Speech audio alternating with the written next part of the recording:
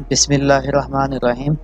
آپ کے پہلے مشین لرننگ کے پروگرام کو لکھنے کے لیے کوڈ کی 6 لائنیں ہیں۔ میرا نام امجد رضا ہے اور میں آج آپ کو مشین لرننگ کے لیے ہیلو ورلڈ لکھتے ہوئے لے کر چلوں گا۔ اس سلسلے کی پہلی چند اقساط میں آپ کو مشین لرننگ شروع سے لے کر کام کرنا سکھاؤں گا۔ ہم اوپن سورس لائبریریوں، اسکٹ لرننگ اور ٹینسر فلو کے ساتھ کام کریں گے۔ ہم 1 منٹ میں مصنوعی ذہانت کو دیکھیں گے، لیکن اس کے بارے میں تیزی سے بات کرتے ہیں کہ مشین لرننگ کیا ہے اور یہ کیوں ضروری ہے۔ آپ مشین لرننگ کو آرٹیفیشل انٹیلیجنس کی ذیلی فیلڈ کے طور پر جان سکتے ہیں۔ پروگراموں میں عام طور پر صرف ایک چیز پر بات ہوتی ہے۔ مثال کے طور پر ڈارک بلیو چیمپئن شپ کی سطح پر شطرنج کھیل سکتا تھا، لیکن ابتدائی آرٹیفیشل انٹیلیجنس یہ سب کچھ آج ہی کر سکتا ہے۔ ہم ایک ایسا پروگرام لکھنا چاہتے ہیں جو دوبارہ لکھنے کی ضرورت کے بغیر بہت ساری پریشانیوں کا حل نکال سکے۔ الفا گو اس کی عمدہ مثال ہے۔ جیسا کہ ہم بولتے ہیں، اس کا مقابلہ دنیا میں ہو رہا ہے چیمپئن شپ میں جانا، لیکن اس طرح کا سافٹ ویئر اتاری گیم کھیلنا بھی سیکھ سکتا ہے۔ مشین لرننگ کیا ہے اور کیا ممکن بناتا ہے؟ یہ الگوریدم کا مطالعہ ہے جو ہارڈ کوڈ والے الگوریدم پر بھروسہ کرنے کی بجائے مثالوں اور تجربے سے سیکھتا ہے۔ لیکن یہاں ایک بہت ہی آسان مثال ہے۔ آج ہم کوڈنگ شروع کر دیں گے۔ میں آپ کو ایک مثال دوں گا۔ یہ آسان لگتا ہے، لیکن مشین لرننگ کے بغیر حل کرنا ناممکن ہے۔ آپ سیب اور سنترے کے درمیان فرق بتانے کے لیے کوڈ لکھ سکتے ہیں۔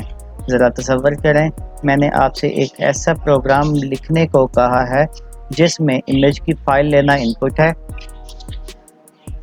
الگوریدم تجزیہ کرتا ہے اور نتائج میں پھلوں کی اقسام بتاتا ہے۔ آپ اسے کیسے حل کر سکتے ہیں؟ آپ کو مینول کوڈ کی بہت ساری تحریروں سے شروعات کرنی ہوگی۔ مثال کے طور پر، آپ گننے کے لیے کوڈ لکھ سکتے ہیں کہ اورنج میں کتنے پکسلز ہیں۔ اس کا موازنہ سبز رنگوں کی تعداد سے کریں۔ تناسب سے آپ پھلوں کی قسم کے بارے میں اشارات دے سکتے ہیں، جو اس طرح تصاویر کے ساتھ بہتر کام کرتے ہیں۔ لیکن جب آپ اس مسئلے کو گہرائی میں ڈالیں گے تو آپ کو حقیقت معلوم ہوگی کہ ریئل ورلڈ میں یہ مشکل ہے۔ اور جو الگوریدم آپ لکھتے ہیں وہ توڑنا شروع کر دیتے ہیں۔ آپ بلیک اینڈ وائٹ تصاویر یا ان میں سیب اور سنترے کے بغیر کسی بھی تصویر کو ہینڈل کرنے کے لیے کوڈ کیسے لکھیں گے؟ در حقیقت آپ کسی بھی قاعدے کے لیے الگوریدم لکھتے ہیں۔ میں ایک ایسی امیج تلاش کر سکتا ہوں جہاں یہ کام نہیں کرے گا۔ آپ کو بہت سارے اصول لکھنے کی ضرورت ہے، اور یہ صرف سیب اور سنترے کے درمیان فرق بتاتا ہے۔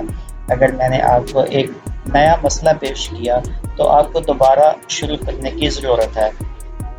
واضح طور پر ہمیں اس سے حل کرنے کے لیے کچھ بہتر کی ضرورت ہے۔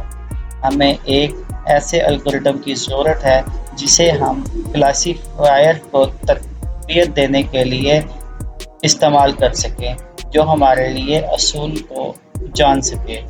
لہٰذا ہمیں ان کو لکھنے کی ضرورت نہیں ہے، اور اس کے لیے ہم ایک فنکشن کے طور پر کلاسیفائر کے بارے میں سوچ سکتے ہیں۔ یہ ایک ان پٹ کے طور پر ڈیٹا لیتا ہے، اس پر آؤٹ پٹ کے طور پر لیبل تفویض کرتا ہے۔ مثال کے طور پر، میں ایک تصویر لے سکتا ہوں اور میں اسے ایپل یا اورنج کی حیثیت سے درجہ بندی کرانا چاہتا ہوں، یا میرے پاس ایک ای میل ہو سکتا ہے، میں اسے اسپیم یا ناٹ اسپیم کے طور پر کلاسیفائی کرانا چاہتا ہوں۔ سیلف کلاسیفیکیشن کی تکنیک کو سپروائزڈ لرننگ کہا جاتا ہے۔ اس کی شروعات اس مسئلے کی مثالوں سے ہوتی ہے جسے آپ حل کرنا چاہتے ہیں۔ ہم سائیکالوجیکل طریقہ کے ساتھ کام کریں گے۔ یہاں ہم دیکھتے ہیں کہ میں ایک لائبریری ڈاؤن لوڈ کر کے انسٹال کروں گا۔ یہ کرنے کے لیے مختلف طریقے ہیں، لیکن میرے نزدیک ایناکونڈا کا استعمال سب سے آسان رہا ہے۔ اس سے تمام انحصار کو مرتب کرنا اور اچھی طرح سے کام کرنا آسان بناتا ہے۔ ایک بار انسٹال ہو جانے کے بعد آپ جان سکتے ہیں کہ اس میں کسی بھی اسکرپٹ کو شروع کرنے کے لیے اور SQLearn کو امپورٹ کرنے کے لیے مناسب طریقہ سے کام کر سکتے ہیں۔ فرض کریں ہمارے کام کرنے والے 5 پروگراموں میں سے ہم ایک پر کام کرنے والے ہیں۔ کیا آپ سپروائزڈ لرننگ استعمال کرتے ہیں؟ ہم کچھ معیاری اقدامات کے ساتھ ایک سولوشن پر عمل کریں گے۔ پہلا قدم ٹریننگ ڈیٹا کہلاتا ہے۔ اس مسئلے کی مثالیں ہیں جو ہم اپنے مسئلے کو حل کرنا چاہتے ہیں۔ ہم کچھ معیاری اقدامات کے ساتھ ایک سولوشن پر عمل کریں گے۔ پہلا سٹیپ ٹریننگ ڈیٹا اکٹھا کرنا ہوتا ہے۔ یہ اس مسئلے کی مثالیں ہیں جو ہم اپنے مسئلے کو حل کرنا چاہتے ہیں۔ ہم پھلوں کی کلاسیفیکیشن کرنے کے لیے ایک فنکشن لکھ رہے ہیں۔ شروع کرنے کے لیے ان پھلوں کی وضاحت دینا ہوگی اور ہم بتائیں گے کہ کیا یہ ایک سیب ہے یا سنترا۔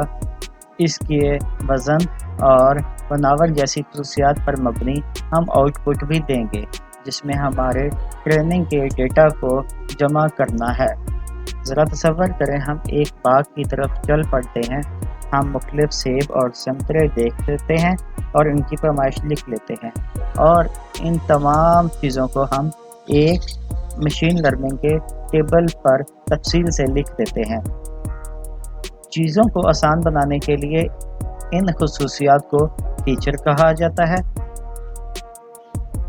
یہاں ہم نے صرف 2 فیچرز کا استعمال کیا ہے، ایک پھل کا وزن کتنا ہے اور دوسرا اس کی ساخت کیسی ہے، یعنی ساخت ہموار ہے یا ناہموار ہے۔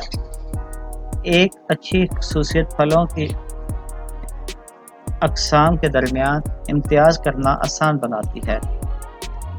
ہمارے ٹریننگ ڈیٹا میں ہر رو ایک مثال ہے۔ اس میں پھلوں کو بیان کیا گیا ہے۔ آخری کالم کو لیبل کہا جاتا ہے۔ اس سے معلوم ہوتا ہے ہر صف میں ایک قسم کا پھل ہے اور اس میں صرف 2 رزلٹ ہیں، یعنی یا تو وہ سیب ہے یا ایک سنترا۔ پورا ٹیبل ہمارا ٹریننگ ڈیٹا ہے۔ ان سبھی مثالوں کے بارے میں سوچئے جو ہم چاہتے ہیں کہ کلاسیفائر آپ کے پاس موجود فیچر سے سیکھے۔ جتنا بہتر فیچر آپ تخلیق کر سکتے ہیں کریں۔ اب ہم اپنے ٹریننگ فوائد کو کوڈ میں لکھتے ہیں۔ ہم ویریبل، فیچر اور لیبل کا استعمال کریں گے جس میں پہلے 2 کالمز میں فیچر اور آخر میں لیبل شامل ہیں، جن میں آپ فیچر ان پٹ سمجھ سکتے ہیں اور لیبل جس کو آؤٹ پٹ کہتے ہیں۔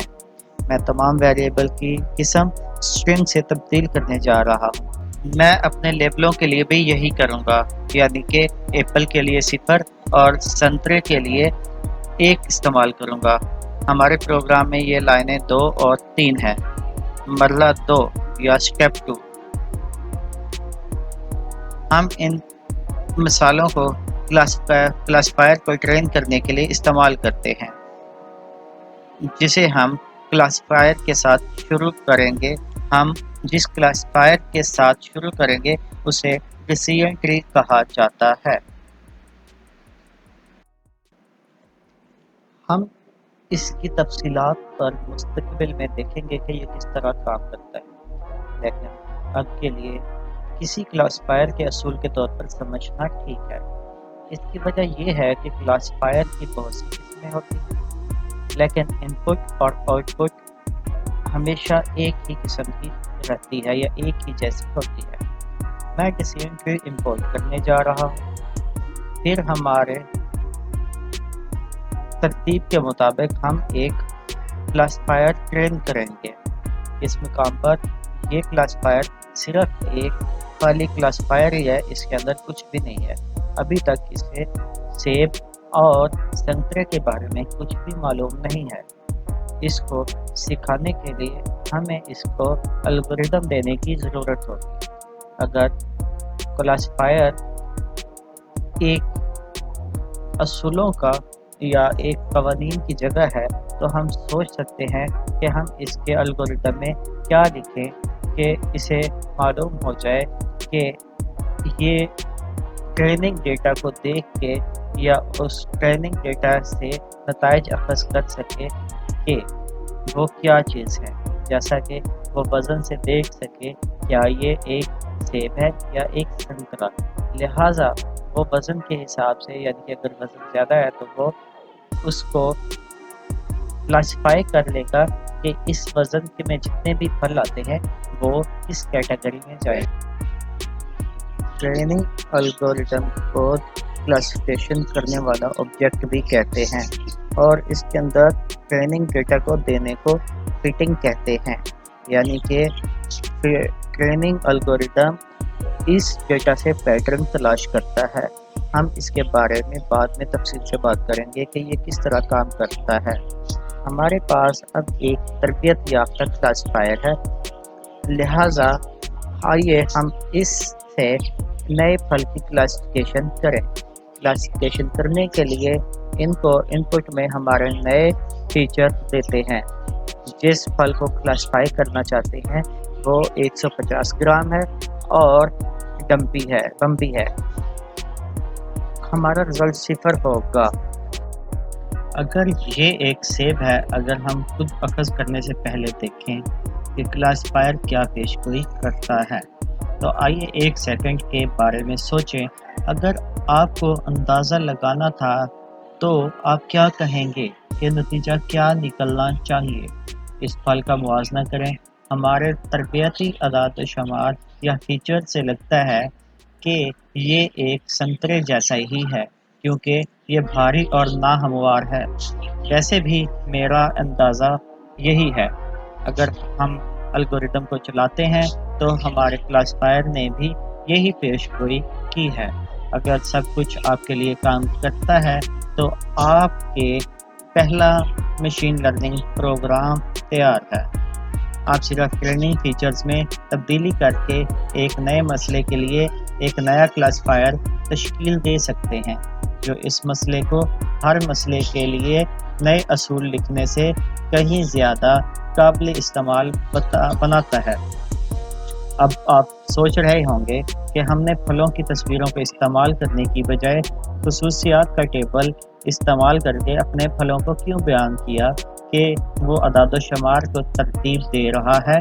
ٹھیک ہے، آپ تصاویر استعمال کر سکتے ہیں اور ہم اس کو آئندہ دیکھیں گے۔